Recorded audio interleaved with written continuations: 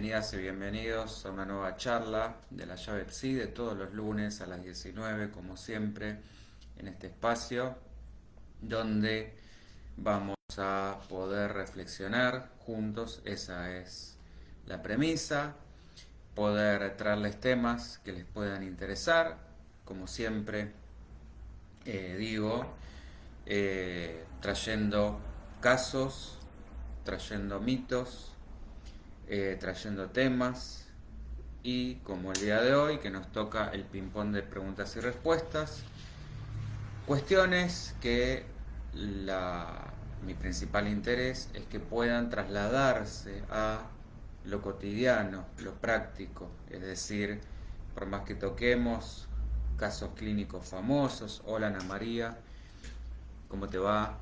Hoy entraste tempranito, por más que toquemos grandes mitos, apuntando a aprender a filosofar juntos, a entender de dónde viene todos los distintos temas que vamos tocando y diversas cuestiones que yo pueda ofrecerles. Bueno, la idea justamente es construir un espacio de intercambio, de pensamiento crítico, donde podamos aprender a, como dije, a pensar, a filosofar, a desarrollar un pensamiento propio, desde la multiplicidad, desde un abordaje biopsicosocial y espiritual. Pueden seguirnos a través de Facebook, Instagram, TikTok, canal de YouTube. En el canal se pueden suscribir en forma totalmente gratuita. Esto, además de que les sirva para que les llegue una notificación de cuando estamos ofreciendo estas charlas en vivo, por supuesto me ayuda mucho a hacer crecer el canal y que se puedan ir sumando más contenidos de este tipo. Cuanto más se suscriban, que es simplemente darle clic a un botón, más crecimiento puede tener ese canal. Y por supuesto no me quiero olvidar de la página, que es la llavepsi.net, donde van a encontrar también subidas todas estas charlas, además de encontrar todo lo que ofrecemos, meditaciones, las charlas, perdón, eh, cursos, quise decir, talleres, seminarios, formaciones, que son para todo tipo de público, tanto del ámbito psicológico y terapéutico, como van a encontrar capacitaciones y especialización, como público en general enfocado al desarrollo personal. Y siempre con esta apertura biopsicosocial y espiritual, como habitualmente digo. ¿Está? Bien. Si alguien por favor me puede ir saludando por Facebook, agradecidísimo, así sé que estamos saliendo todo ok. Eh, y bueno, como suele suceder en el ping-pong de preguntas y respuestas, los protagonistas son ustedes, o sea que lo que vamos a ir charlando, pensando juntos es cualquier tema que quieran traer, experiencias, casos, preguntas concretas o no. Yo ya tenemos un tema para hoy, que es el que había quedado pendiente, que lo había propuesto, si mal no recuerdo, Ana María, que venía atado a lo que vimos en el anterior ping-pong sobre duelos patológicos. Y hoy nos había quedado la otra parte, que es la de suicidio. Pero, como siempre repito, eh, traer, esa es la idea de estos ping-pong, estos idas y vueltas. ¿Está? Bien. Bueno, mientras yo voy a ir arrancando con, si les parece bien, con lo que nos había quedado en cuanto a este tema del suicidio. Bueno, vamos a comenzar, como siempre, yo lo voy a dividir en dos líneas. Vamos a arrancar con Freud, Vamos luego a seguir con Lacan y después vamos a hacer una suerte de síntesis. Freud va a empezar tratando esta cuestión como un asunto superyoico de autocastigo y culpa. Más adelante voy a explicar de qué se trata esto de lo superyoico. Entonces decía, como un asunto superyoico de autocastigo y culpa, llevado adelante por lo que él llamaba como la pulsión de muerte. En otras palabras, el suicidio entendido como transgresión de la ley en dos posibilidades. Cómo pasar por encima de la ley o como una afrenta a la ley. Lacan, como dije ya vamos a ver más adelante, se ha diferenciado de Freud en este tratamiento y, como dije, vamos a ver en qué coincidían y en qué se diferenciaban. Bueno, como suele suceder, voy a arrancar por Freud. Y acá hago una primera salvedad. Yo hace un ratito dije esto de la pulsión de muerte. Bueno, recordemos que Freud nos hablaba de dos pulsiones contrarias y al mismo tiempo unidas. Pulsión de vida, pulsión de muerte. Siendo la primera también llamada o conocida como Eros, y que abarca no solo las pulsiones sexuales, sino también las pulsiones de autoconservación, y la segunda, la de muerte o tánatos, como esa tendencia inherente de todo ser vivo de regresar a un estado anterior a la vida. Hola Carlita, ¿cómo va? Se te extrañaba. ¿Cómo estás? Gracias por ahí confirmarme lo de Facebook. Bueno, ya sabes, Carla, podés proponer lo que sea, tenga que ver o no con esta cuestión. Y bueno, preguntas, por supuesto, las que quieran.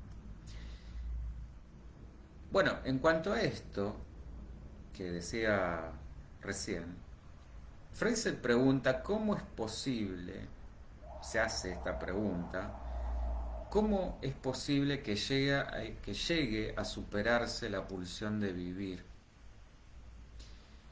teorizando que para que esto suceda hay una renuncia del yo. Creía claramente hasta ese momento en la pulsión de vida como la fuerza más potente, pero años después se desdice en dos obras que son Más allá del principio de placer y El malestar en la cultura, dos obras que ya hemos mencionado a lo largo de diferentes charlas.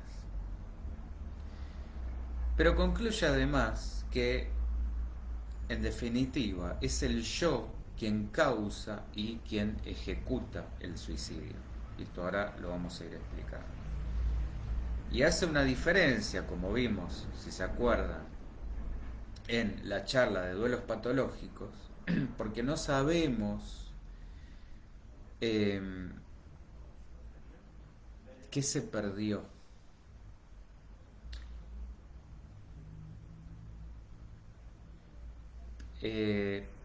¿A qué voy con esto? En esa charla nosotros diferenciábamos entre el duelo y la melancolía.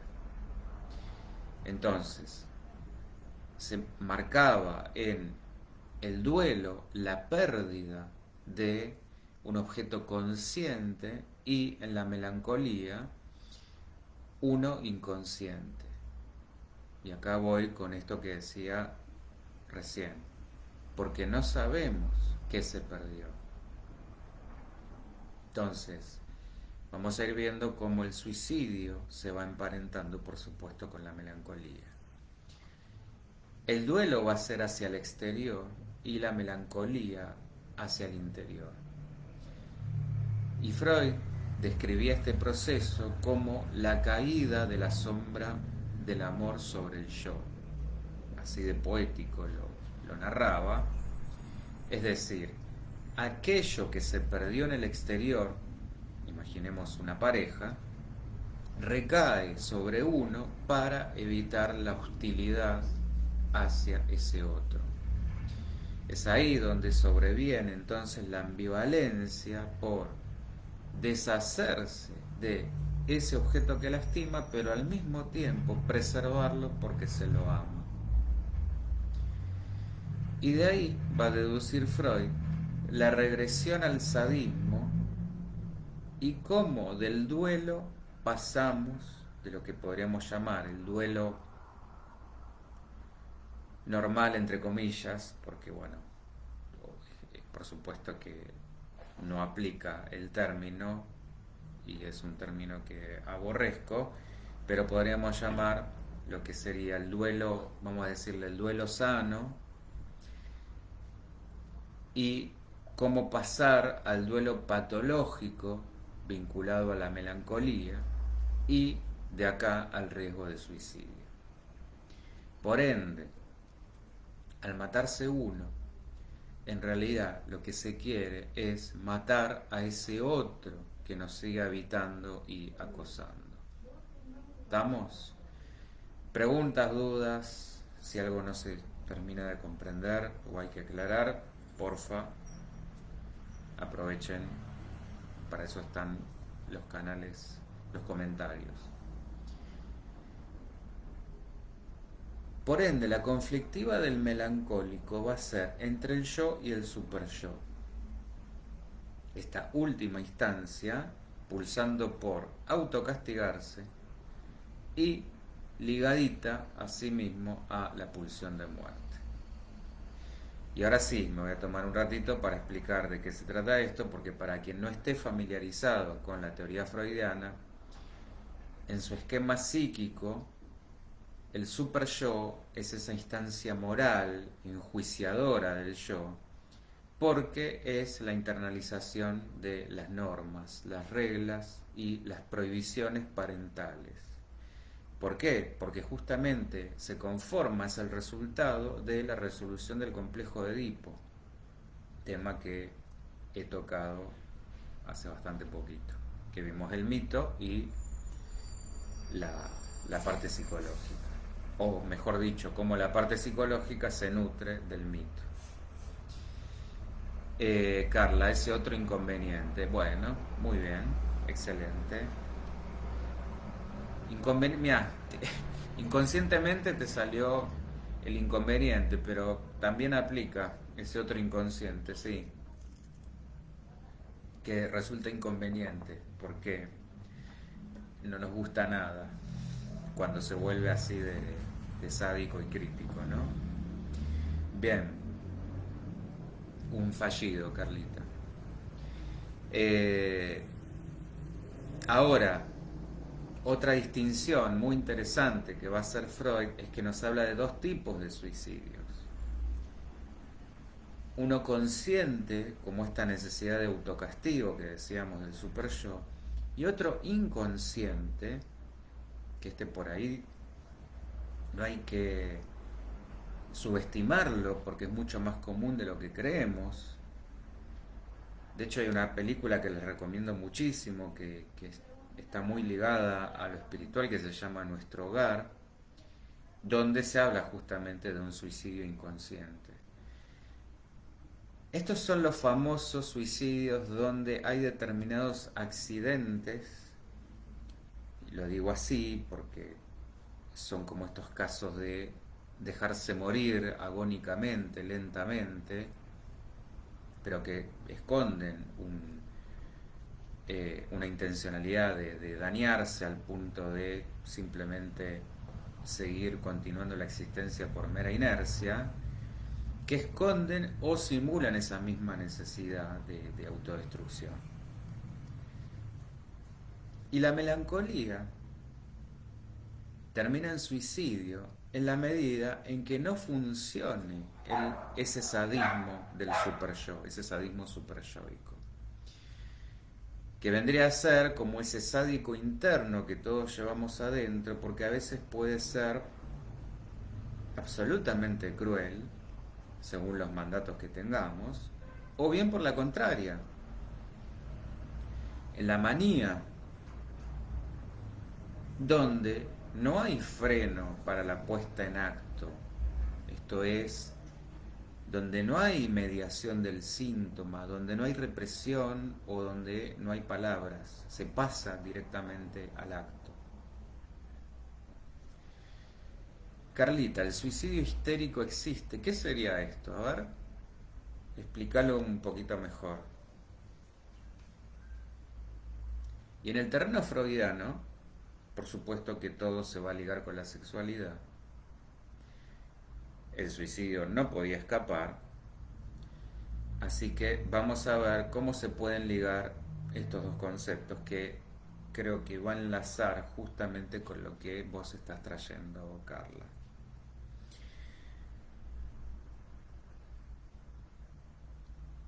En la analogía con la sexualidad,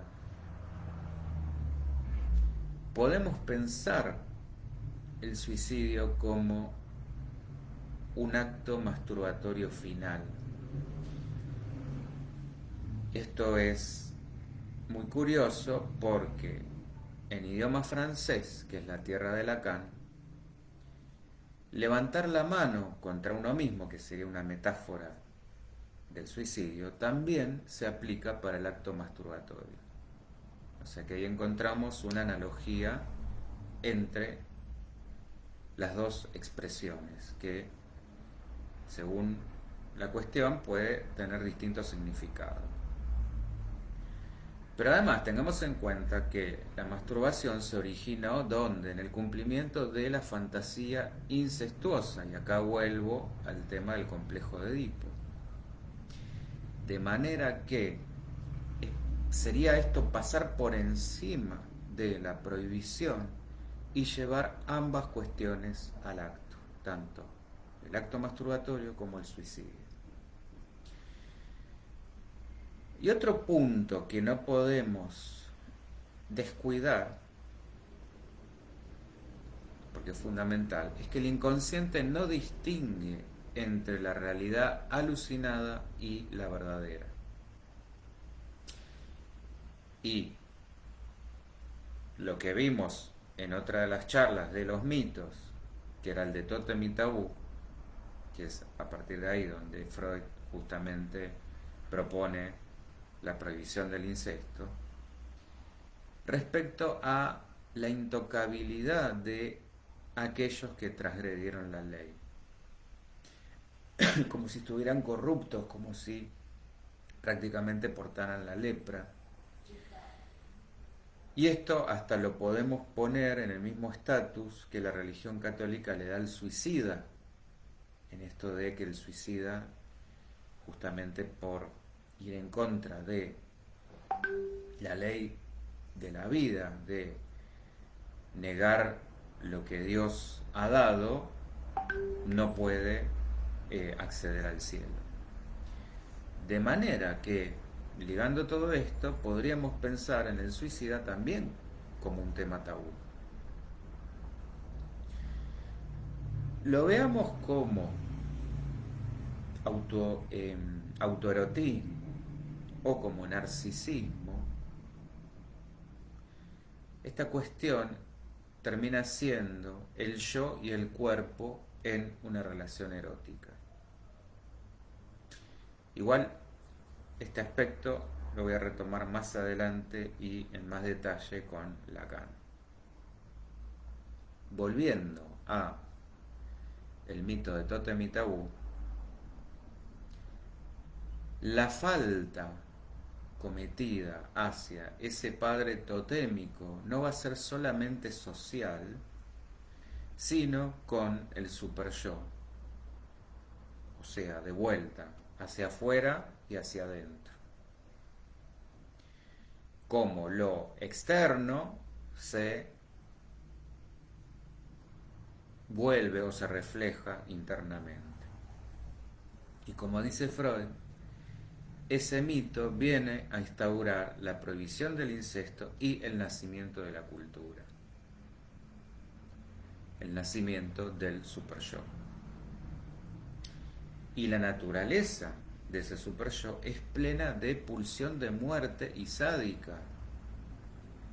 ¿Y cuál va a ser el objeto de su sadismo? El yo.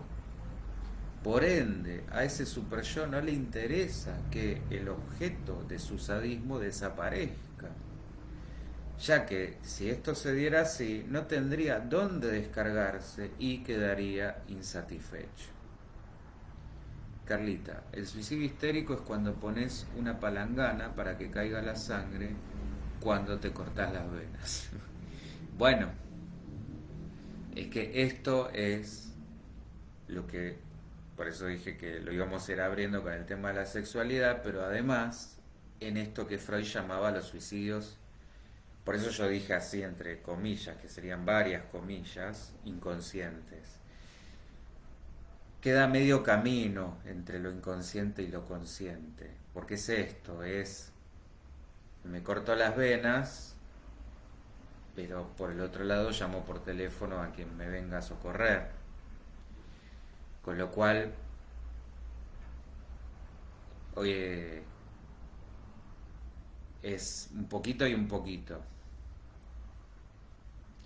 Eh, o cuando ya se empiezan a dejar mensajes, que ahora lo vamos a ver más adelante.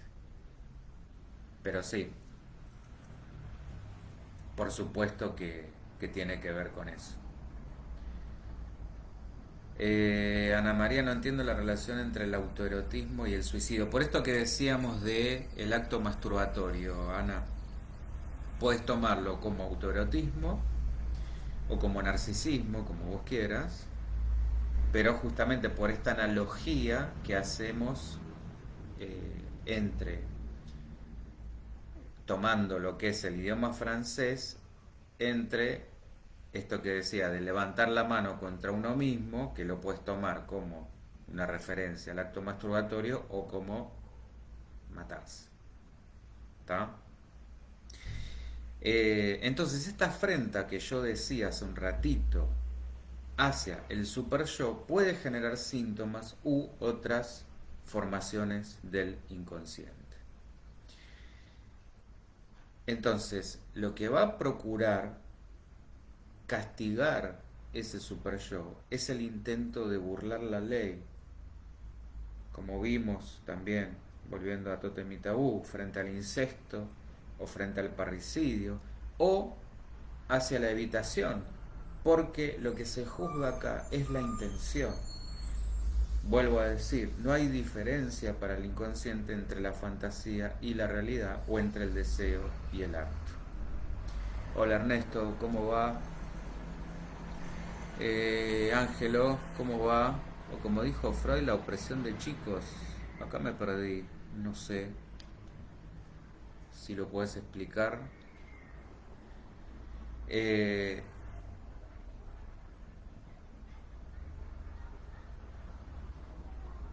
entonces, si el suicidio viene a ser como una forma de concreción del incesto, si se concreta, no habría ya objeto sobre el que pudiera recaer el castigo. Y esto es lo paradójico. La culpa la podemos tomar como precipitante de ese castigo final, es decir, que la culpa vaya llevando hacia la puesta en acto, hacia ese dramático final definitivo, pero al mismo tiempo ese último acto como otra manera de burlar el castigo superyoico. Es decir, si la finalidad del superyo es castigar, bueno, creo que llevando a cabo esto, justamente evito el castigo. Donde no se lo puede evadir es en lo que veíamos como suicidios inconscientes. Ahí sí que el castigo se ejecuta y no tenemos que tomar esos ejemplos como un triunfo de la pulsión de vida, sino el aspecto justamente sádico del super yo que logró conservar su objeto de castigo. En esto de perpetuar ese final, es que justamente el super yo logra conservar al yo. Y más allá de lo obvio, el incesto representa el deseo. La prohibición revela justamente el deseo. Más precisamente de ese deseo tanático, de ese deseo de la pulsión de muerte, de reintegrar el producto materno o de conservarlo siempre, como esa ilusión de completud, de que la madre portará el falo, aquello que le falta. Entonces el suicidio vendría a ser el intento de alcanzar esa completud, del tener de reintegrarse, de volver a ser uno completo.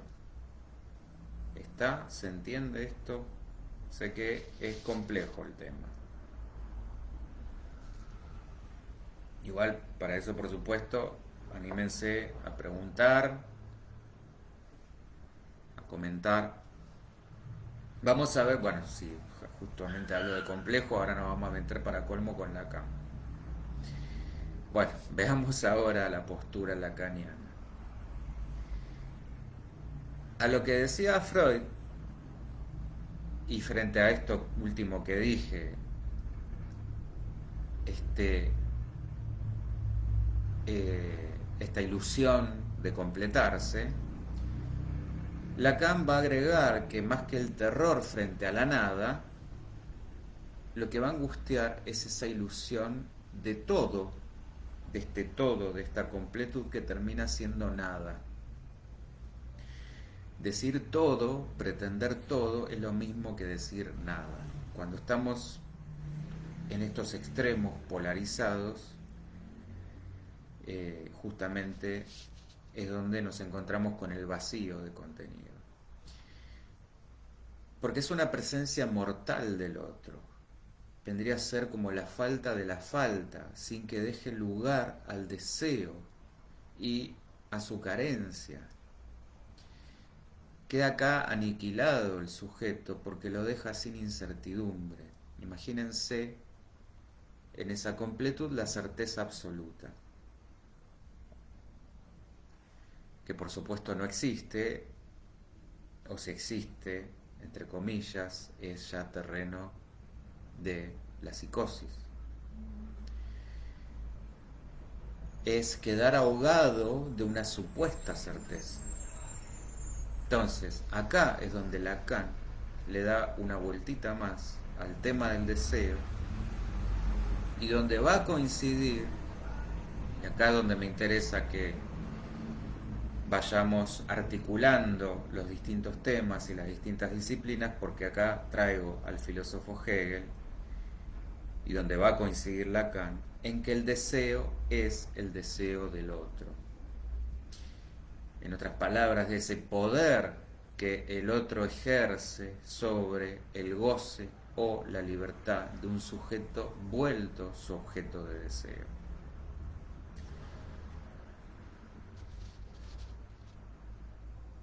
En su desarrollo de la dialéctica del amo y el esclavo, que ahora lo vamos a ver, justamente Hegel lo que hace es confrontar dos conciencias. Él se refiere a esto como justamente el principio de la cultura, también haciendo una analogía a lo que Freud traía con Tótem y Tabú, en cuanto a que esas dos conciencias, una desea el reconocimiento de la otra, una es en función de que la otra la reconozca. Entonces el deseo básicamente es un deseo del otro, es un deseo de reconocimiento. Para que eso suceda, se van a batir a muerte. ¿Por qué? porque ese deseo de reconocimiento implica que una se someta a la otra. Por eso es esta dialéctica de amo y esclavo. Esto lo vamos a desarrollar igual ya en la explicación del mito, pero básicamente se trata de esto. En otras palabras, ¿cuál va a prevalecer? Y la que tenga menos miedo a morir. Es decir, va a haber una que va a pugnar y a ir hacia adelante por la realización de su deseo, y que la otra, en lugar de hacer esto, va a priorizar su temor a la muerte. Esta es la que se va a someter a la otra. Trasladando esto al tema del suicidio, esto sería borrar lo que nos separa del goce frente a lo real. Lo real en términos lacanianos, no lo real de la realidad, sino lo real de la muerte, lo real de lo que no se puede simbolizar, donde ya no quedan palabras para describir ese acto.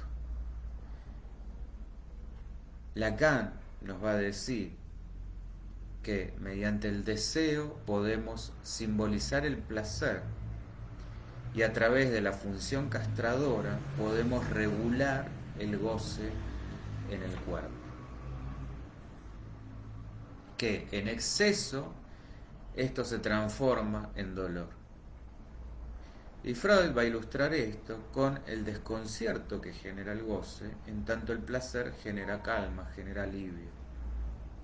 Entonces acá también tenemos la distinción entre el placer y el goce.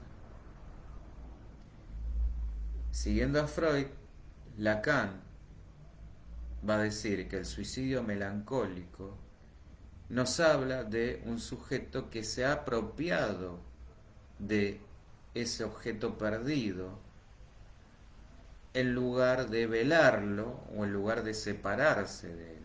Es decir, lo ha encarnado, lo ha hecho carne, lo ha hecho cuerpo. Por eso se termina aniquilando. Si hago propio el objeto, dejo de desearlo, haciendo esta analogía también con lo que decía Hegel. Y volvemos a esto, alcanzaríamos la tan anhelada completud. Por eso es que equivale a la muerte del sujeto. De manera que, si el yo es el objeto del suicida, equivale al cuerpo de ese yo que tiene que destruirse. ¿Estamos bien hasta acá?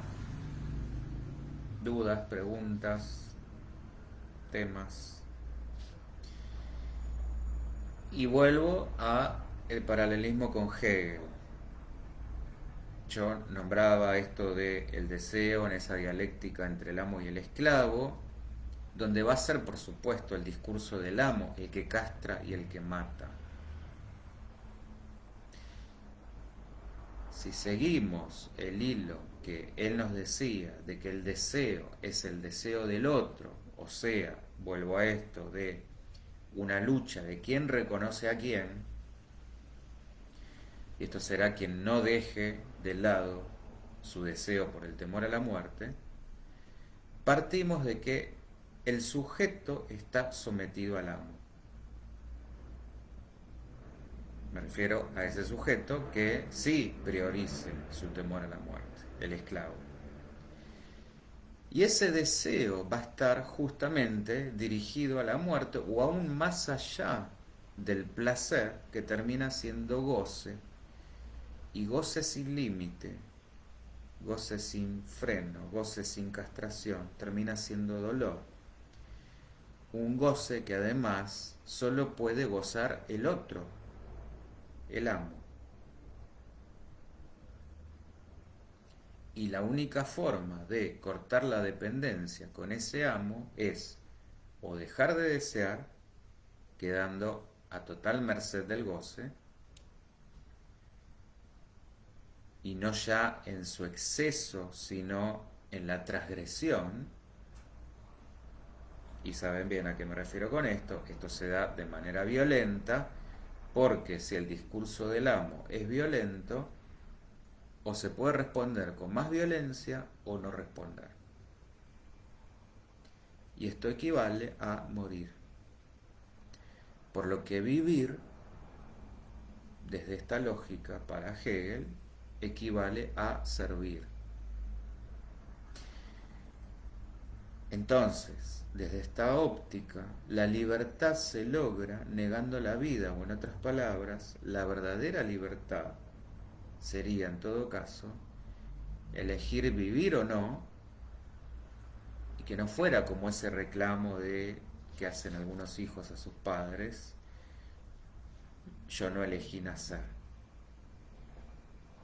¿Se entiende este punto? Esto nos lleva a entender lo verdaderamente acotada que es nuestra libertad, si podemos hablar concretamente de una libertad, o pensar en realidad que no existe lo que podríamos llamar libertad.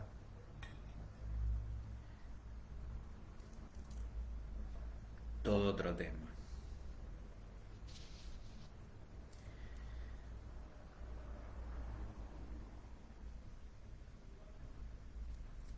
En el acto suicida se va a dar ese encuentro con el cuerpo que ha sido a la vez propio y ajeno, y que se ha construido por y con el reconocimiento de ese otro. Un cuerpo que es en principio dado por la relación con la madre, y que al llegar el significante padre es arrebatado de ella. El padre aparece como olvido del cuerpo. Es esa función que separa los cuerpos. Porque si el padre recordara el cuerpo de su madre, desbordaría la angustia, mientras la madre se vuelve huella en el cuerpo porque su origen es incestuoso. Por eso es que todos tenemos que atravesar el duelo de la pérdida materna, de esa unión, aunque la sexualidad retorne forzosamente en el complejo de Edipo, en la conflictiva del complejo de Edipo. Por eso es que debe resolverse, para que el deseo circule y no se intente traspasar la ley, la prohibición del incesto. Carla, el suicidio es totalmente subjetivo. Bueno, por supuesto que hay un caso a caso, ni hablar, como en todo, por lo menos todo desde la óptica, eh, no sé, desde la óptica psicológica debe entenderse así, porque cada realidad psíquica es única, por eso cada caso es único, y más con la perspectiva que yo les propongo, que es justamente esta mirada abarcativa. Sí, por supuesto que sí. Lo que estamos tratando acá es de ir entendiendo, ir pensando, ir ligando conceptos para entender cómo se puede llegar a este acto, este pasaje al acto final y tremendo. ¿Está? Ese otro está en lo real. Claro, bueno, esto que hablábamos, eh, cuando justamente se pretende esta idea de completud que hablaba antes.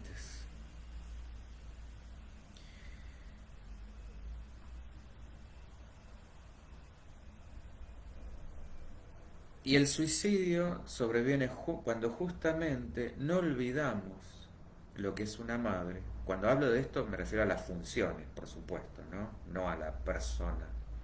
La función psicológica. Lo que es la función materna, y sí olvidamos lo que es la función paterna. En otras palabras, lo que sería el sostén por un lado y el límite o la ley por el otro. Y es contra el cuerpo contra nuestro propio cuerpo, porque no se lo puede olvidar, no podemos olvidar esa fusión y no lo podemos encontrar en ningún otro, esa ilusión de completud que nos pasamos quizás toda una vida. Es famoso que acá también lo podemos hilar con el mito de las almas gemelas, en esto de buscar la media naranja, aquello perdido de la fusión materna, de querer encontrarlo en un otro, cosa que por supuesto no lo vamos a hacer. Y entonces, lo que retorna no lo hace en este sentido como formación del inconsciente, que esto sería, acuérdense, los fallidos, eh, los sueños, los chistes, etcétera, sino directamente en el cuerpo como acto.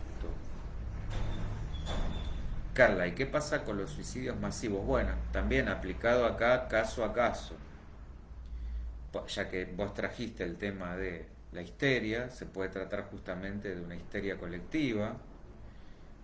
eh, y hay que ver, por supuesto, que lo que es individual se replica en esto que decíamos. Bueno, hay una, ya que vamos a enlazar temas, hay una ley espiritual que dice como es adentro es afuera, y esto es verdaderamente así. No por casualidad, bueno, y Jung hablaba de un inconsciente colectivo, no por casualidad los pueblos comparten determinados patrones que los hacen conformarse como una sociedad. Es decir, no es que sean absolutamente diferentes. Entonces, puede darse que por unas determinadas características que son comunes a muchos, esto se genere como un fenómeno masivo o se expanda como un fenómeno. Lo mismo sucede, ¿vieron cuando hay un determinado caso, ya sea aparece un caso de asesinato, o no sé, una violación, y de golpe empieza como a darse un efecto como si fuera como si fueran réplicas? Bueno, esto tiene que ver también con eso. O sea que sí, no es tan extraño. Y el super yo, por más sádico que sea, en esto justamente también que aportaba Carla, no llega a ser mortal. Entonces tenemos que estar ahí atentos a la angustia, que es la señal que nos previene.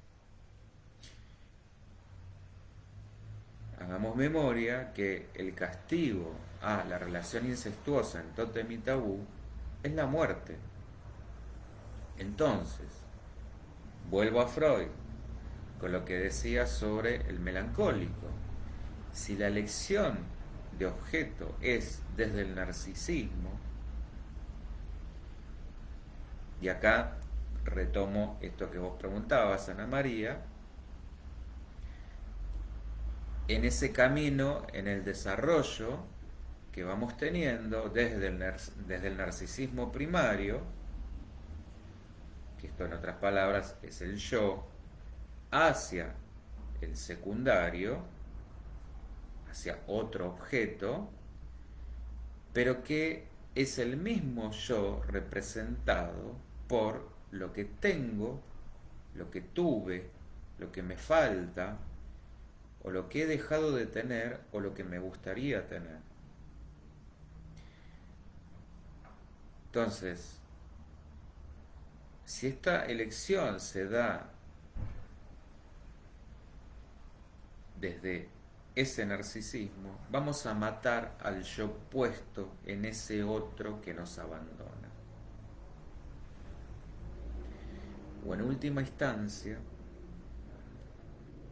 matamos a todo y a todos. Y esto es, retomando el tema, lo que vemos cuando se dejan esos mensajes con la única finalidad de sembrar culpas. Si se mata el yo, queda el otro, un otro que ya no es deseante, porque, volviendo a la dialéctica del amo y el esclavo, si muere el esclavo, también termina muriendo el amo, porque pierde su voz. Ya no tiene de dónde, de quién alimentarse. Y no hablo, claro está, de la muerte entendida como el retorno a ese arquetipo madre, sino como esta gran nada, un vacío de significante, un no lugar.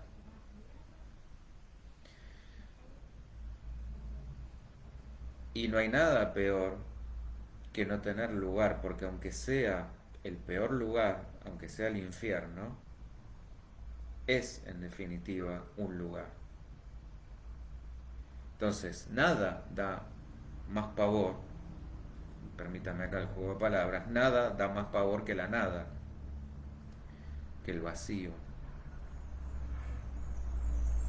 En definitiva, por muchas cartas, notas, explicaciones que el suicida pueda dejar, o justificaciones que pueda enumerar para ese acto, no van a quedar en más que un intento por tratar de darle un significado a un significante que en esa decisión consciente o no tan consciente fue arrebatado. ¿Estamos? ¿Se entiende? ¿Se termina entendiendo? ¿O queda algún barullo dando vueltas? Traté de llevar cuestiones psicoanalíticas muy profundas y muy difíciles de explicar, porque justamente la idea es que no quede tan en lo técnico o en un lenguaje muy difícil de explicar o de entender. Lo último dice Ernesto, bueno, dale. A ver, ¿desde dónde? Eh, a ver,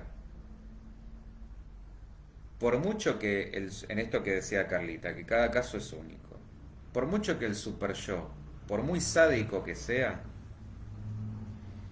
no tiene, o sea, no hay acá una ley que diga, bueno, si hay un super yo hiper sádico, esto termina en suicidio.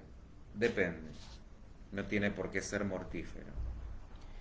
Entonces ahí, como de este lado del escritorio, digamos, como psicólogos, tenemos que estar atentos a la angustia que provoca ese super yo, que va a ser la señal como para decir, che, guarda, estar atentos a si la persona manifiesta claramente ideas suicidas, si hay planeación suicida, pero no es lo mismo tampoco que una persona diga estoy cansado o cansada, no tengo ganas de vivir, a eso puede ser desde un lugar depresivo, y en esto también hay que ver cuánto lleva, si es que está en un duelo, si es que no está en un duelo, si es que estamos hablando de una depresión debida a una pérdida, o si está instalada en un estado ya melancolizado. Entonces esto sí es una alarma, como decir, un duelo que se ha vuelto crónico, que se ha vuelto patológico, y no es lo mismo que una persona que hace un año no tengo ganas de vivir porque, no sé, perdí a una persona muy importante. Bueno, esto entra dentro de lo que es un duelo, no quiero usar la palabra normal, pero lo que sería un duelo totalmente esperable. Y acá también los plazos son, por supuesto, lo estoy diciendo en términos muy genéricos, cuánto dura un duelo sano y cuándo pasa a ser patológico. Bueno, también caso a caso. Promedio, un duelo puede llegar hasta 2 años, más o menos, promedio.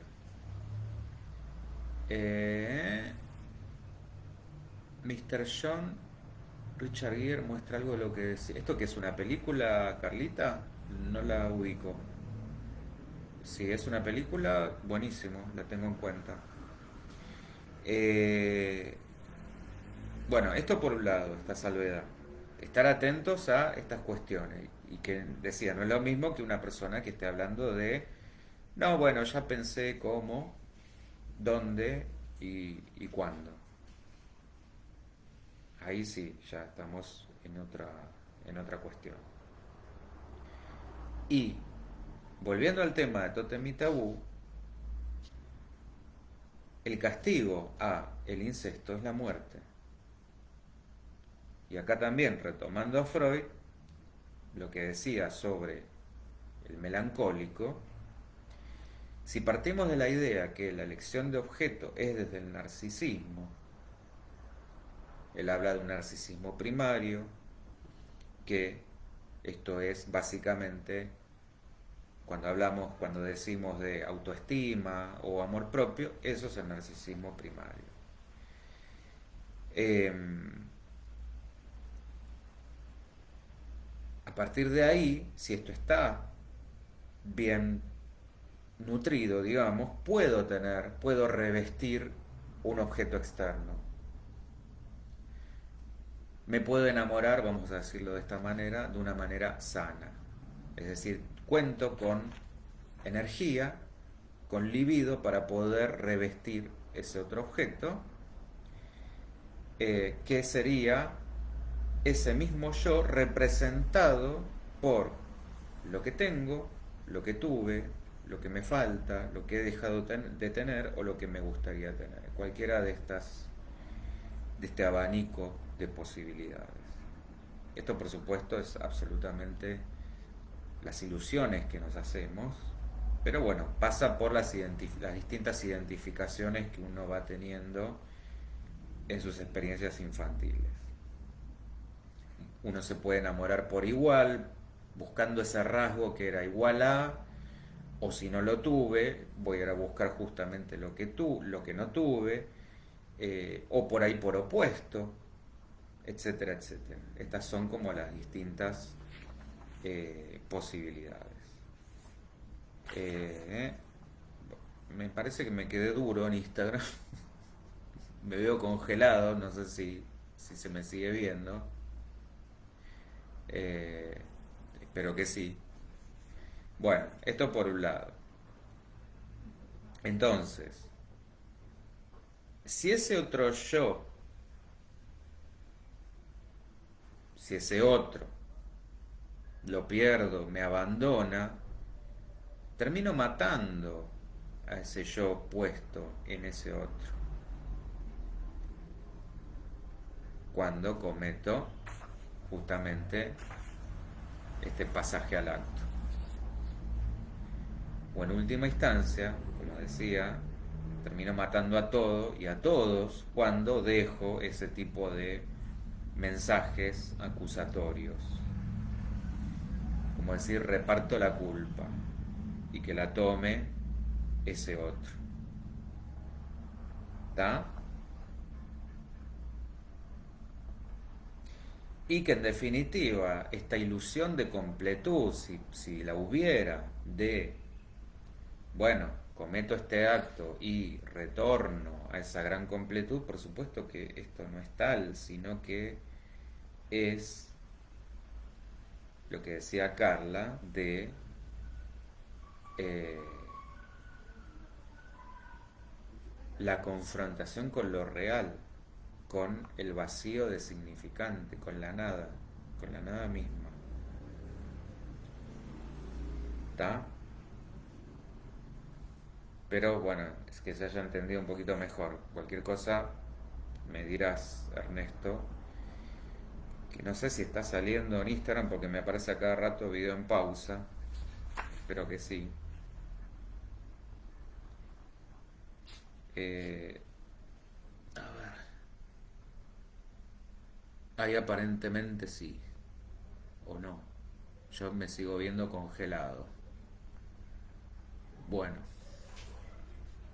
queda igual este, en Facebook. ¿Estamos? Ah, y no me dice. Bueno, qué macana. No sé por qué.